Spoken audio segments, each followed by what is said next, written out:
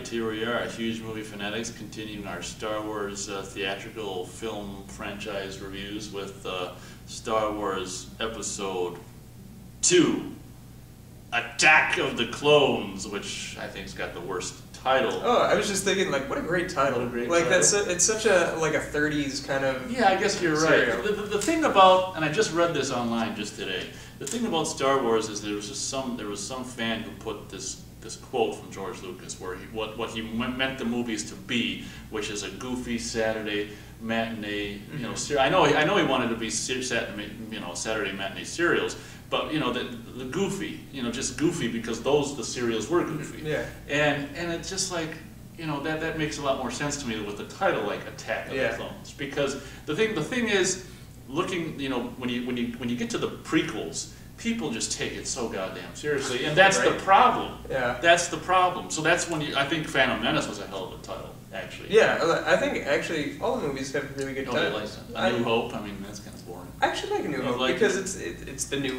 That's the true. New Hope. But anyway, let's try to be under 20 minutes for this review. I'll get on with it. Attack of the Clones. I was presently surprised. I was presently surprised. I can't say that. Let me try it.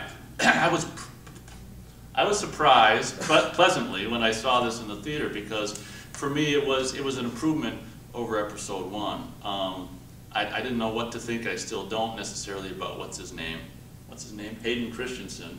Yeah. I thought that was a little goofy because they took what I felt to be really goofy dialogue from, you know, Anakin for the first one, and it's like, you know, they still have 9-year-old dialogue for this. How old is he supposed to be? It's supposed to be like 19, 19-year-old. It's not fair, you know. It's like it was written for like a 10-year-old, and they got this 19-year-old to play the part or something, and it just seemed a little weird. And it took a while to get used to Anakin, like basically the whole movie, to get used to what's it, Hayden Christensen. Yeah. So that was a little weird, and the fact that, you know, Padme looks exactly the same as she did, you know, whatever, you know. So it's like she was okay. So I liked it. I went with it, and. It was very clear that you know, the Jar Jar was cut down very much, and that was very appreciated. I liked the new aspects. See, the thing, I think, you know what, I think the things that I liked about Episode 2, I think 1 has the least, as far as visually, as far as characters, maybe the least connection to the first 3. I think possibly the reason I like 2 more, well, I think it's better than Episode 1, but just the imagery of like of what's his name, Django. Just seeing that the imagery of that familiar costume back, even if it was a different color, that familiar Star Wars imagery might. Like I say, I still think it's a better movie than 1 anyway. But I really appreciated that familiar, and he's got that. What the hell is his ship called? Slave 2. Slave 2. I thought it was a different name, but is it Slave 1 or Slave 2? I think it's Slave 2. Anyway, and to see that ship and to see that stuff that you've grown up with before was kind of cool. I actually liked that. It was interesting, and I thought I was kind of taken aback, you know, like what, you know, that there wasn't any instant action, and that it took a while to get into that action. But you know, that's fine. You got to make every episode different. You can't have action happen at exactly each moment at every episode. I mean, that'd be really stupid. But then I thought that going into I love how it just was like, it was, you know, it was kind of like the movie started out like Episode 1 where it's politics and all bullshit and people talking around, you know, sitting around talking. It's just like, Jesus Christ, you know, and then I thought it segued really well, like it does in real life, into the action where it's just like, oh my God, and I thought it was great how he just jumps right out the window. Obi-Wan's a badass. Yeah, because we've heard all these stories in the originals about just like, oh yeah, I've done stuff. It's like, oh yeah, what? And we see some of what he's done in this movie, and it's just like, just jump out the window, just grab onto it. I can understand how like Alec Guinness didn't want to do that anymore, like in Episode 4. Yeah, I don't want to do this anymore. So, and I love the production. I love the sound design in that scene with those speeders, and I love that. I really, you know, basically that scene really warmed me up when I saw it in the theater to that movie, and I was like, you know, I like, you know, it's not in space, it's not a space battle, but it's something about that first chase scene. Yeah. I just thought, you know, it's Coruscant, it's night, it's Blade Runner-ish. It's just, it looks cool. This bounty hunter, which is kind of cool. Oh my God, you know, her face changed for a second. What's the deal with that? I just thought it was cool. And the thing, you know, I think the weakest part is the, of course, which is the Anakin, you know, the Padme story. Which, if you watch it, I mean, I don't pretend to know anything about women. I mean, I don't pretend to know anything about women. Which, when you watch it, you get the opinion, you know, you get the opinion that she doesn't really care one way or another about him, up until she's like, regardless of what we feel about each other, and it's just like, what, you know, you know, and it's just like, well, if that's how women really are, then maybe I got a better chance than I thought, you know, because all these women just completely ignoring me, you know? So, you know, so it's just like, you know, and that awful scene, which maybe you like, where he's just like, I can't breathe every time I'm around you. I can't breathe. Yeah. I get all chewed up inside, you know, and she's got this bondage outfit on. Yeah, I know. Like trying to push up her A cups, and you know, it's just like, you know, A cups are fine. I mean, I'm not saying that, you know, every woman should get implants. I'm just saying that I just find it humorous when you push it anyway. So I think I'm going to go 3 stars. I think this was a definite improvement. What I think is interesting is, for me, the Star Wars prequels, it was almost like he forgot, like he had to spend the time doing each movie. For me, he got better. It was like, I forgot how to frickin' make a movie. The first one for me was pretty much nothing more. I mean, there were cool elements, but pretty much nothing more than visual effects. The second one for me is visual effects, but then I think that he ended up putting some story in there that, as a viewer, I ended up caring about certain aspects. Like towards the end, when it's like, I really like what's his name, who plays what's his name, when he's like, what would Padme do if he were in your position, or whatever? Ewan McGregor? Yeah, what he was doing, where the stakes were really set up high and stuff. And I do like the end with, oh, well, that's another thing. I love just Christopher Lee. Okay. And I just loved that name, Count Dooku. And there were so many elements in episode 2 that weren't in the first, that weren't in episode 1, that they put in there that I really liked, and some of these locations and stuff that I really liked. So just overall, and obviously the end battle, I do like the planet, what's the planet called? The rain ocean planet? Camino. I love the Caminoans. The Caminoites and the Caminoans, and the ocean rainy atmosphere in that battle with what's his name and whoever else. Obi-Wan and Django was really cool in the rain, and the sound design. I'll let you take off, because this is probably going to be cool. I will say that the Caminoans look great. They remind me of one of my favorite James Cameron movies, The Abyss, the aliens in the Abyss. They look so much like them, but just like perfected to the modern day technology. Oh, they're the best things in the movie. That's what perfect digital creatures should look like. Like that's the case where I'm totally fine with digital technology influencing these movies.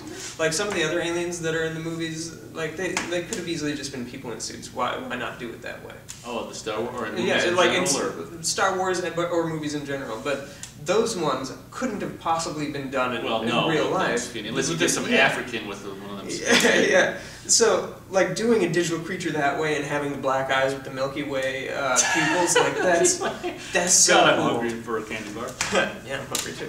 Anyway, so, the movie itself. Alright, I'm going to give it 3 stars. I actually think it's the worst of the Star Wars movies. You're wrong. But like there are elements. Yeah, let's hear your reasons why. It's basically the Anakin Padme stuff. Like I don't that's think that's all near that as bad as that shit in episode 1. I don't think it's all that bad on the whole.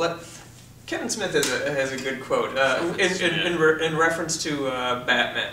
He came out of Batman and Robin, and his review of the movie was, well, even gay Batman's better than no Batman. And that's sort of like my take on Star Wars. Like, there's no bad Star Wars movie, but this one I think just sort of missed the target a little bit. I still give it 3 stars. It's definitely worth watching, mainly for the special effects and the Obi-Wan stuff. I love the Obi-Wan stuff because Obi-Wan is awesome, and Ewan McGregor was such the perfect choice for that character in the prequels.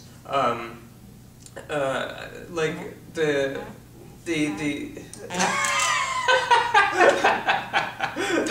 Excuse me. I lost my train of thought. I noticed. Excuse me. I passed gas. You should have done that in the episode 1 review. Then it would have been like a reference to the guy that farts. Icky goo. Yeah. So anyway, like the Anakin and Padme thing in the movie just really did not work. For that reason. No, I agree with that.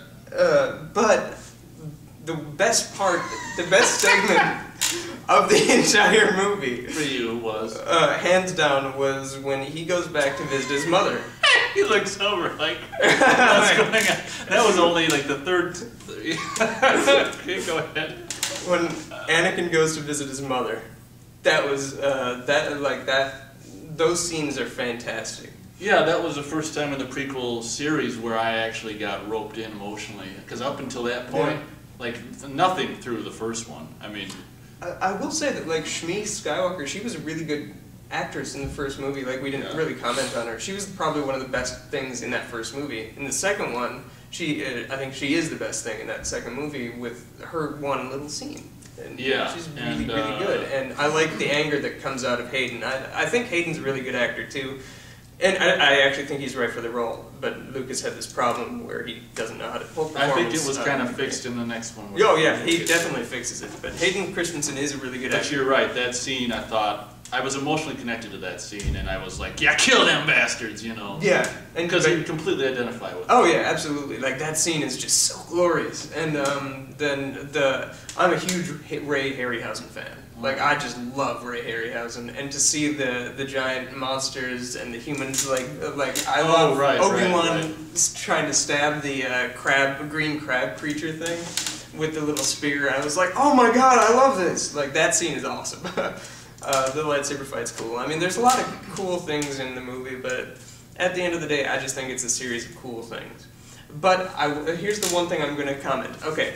Jar Jar Binks is a very important character in the series for this reason. He's the George Lucas's creation of the mythological or Greek fool. Like that's the jester. That's the character that he represents. He was executed terribly in episode 1. In episode 2, he's executed, I think, pitch perfect, where he's the reason where everything bad happens. He's the one that votes executive powers to the Chancellor, and that's what the fool's role is, to not understand what's going on, and he's put into that position. And I like that Jar Jar Binks became a politician, because like, who do you hate more in the world than politicians? Like, isn't that something? Yeah, so I think like he just failed upwards. So I will say that I think Jar Jar Binks, like, if only for episode 2, is a worthy character. Did you give episode 1 stars? Yeah, I gave it 3 stars. I give this one 3 stars. I don't remember the stars for episode 1. Episode 1 and episode 2. I remember because I was like... Episode 1 is just a titch above this one. It's so much more irritating. Yeah, so much more irritating than this movie. This movie I can watch and sit back and enjoy and not be irritated, but I get bored because it's at least 25 minutes too long. And I don't even think it's in the beginning where, like you said, it's slow. No, it's the middle, but I actually like, I'm fine with the middle. Like I say, for whatever reason, the middle, it doesn't slow for me. I like it, and I also love that great scene in the asteroids when he's trying to... Oh, that's so good. Isn't that great? And what's so cool about it is the majority of it is no music, you know? Yeah, it's just that. And I loved that when I first saw it, because that's how it, well, there's no sound in space anyway, but if there was, that's how it would be, where visually it happens, and then you hear it a couple beats after. That's where Ben Burtt deserved his Oscar for that. Like that is, movie too or something. Yeah, like that is his best work I think he's ever done, is just that and does it, what, like 3 times? That's so cool. Yeah, well, I remember seeing it in the theater, and I was just like, oh, this is so great. Oh, just wait until next year. I mean, that's going to be 3D. That's 3D. That's just going to blow the shit out of my pants. But anyway, I think we'll leave it at that.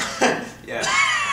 Because I already tried that. Yeah. I'm in anticipation for it. Yeah. So yeah, there you have it. Episode 2. Are you done? Yeah. 3 and 3. 3 stars for episode 2. I mean, there's really cool aspects.